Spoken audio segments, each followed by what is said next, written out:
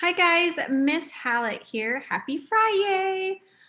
It is time to do a really fun activity with the polar bear paws in your Plight of the Polar Bear spiral notebook.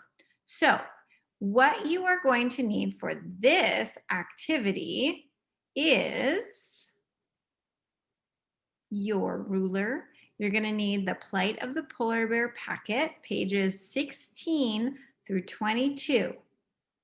Press pause. Go get those materials and come right back. Okay, hopefully you have all your materials ready to go. Here are the directions. Use the polar bear paws in your packet to create a line plot. Measure to the nearest inch.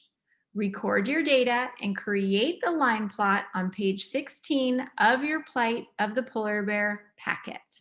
Okay, so let's take a look and see what that actually looks like.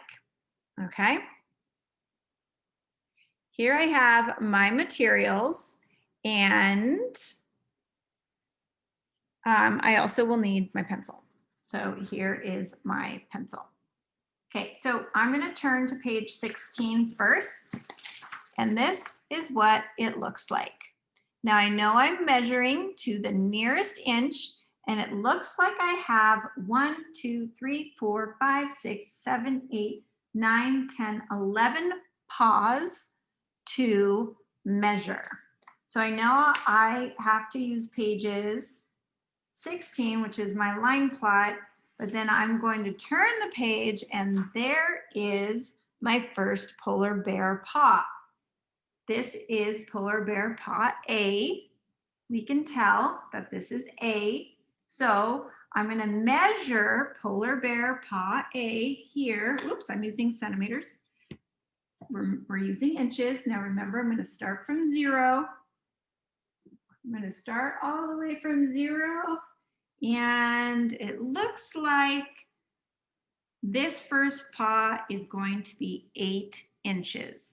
So I'm going to go back to where I'm going to collect my data, and A, I'm going to put 8 inches. Okay, that little symbol stands for inches. So I know that polar bear paw A is 8 inches. Now I'm going to go through, and so are you.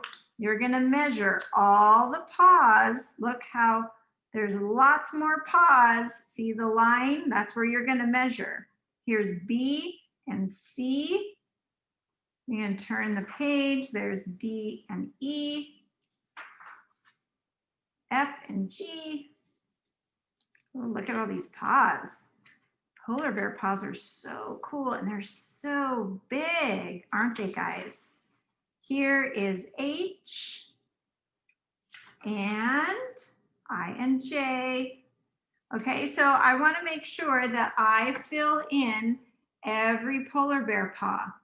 Then, if you have forgotten by any chance of how to make your line plot, go back to your anchor chart.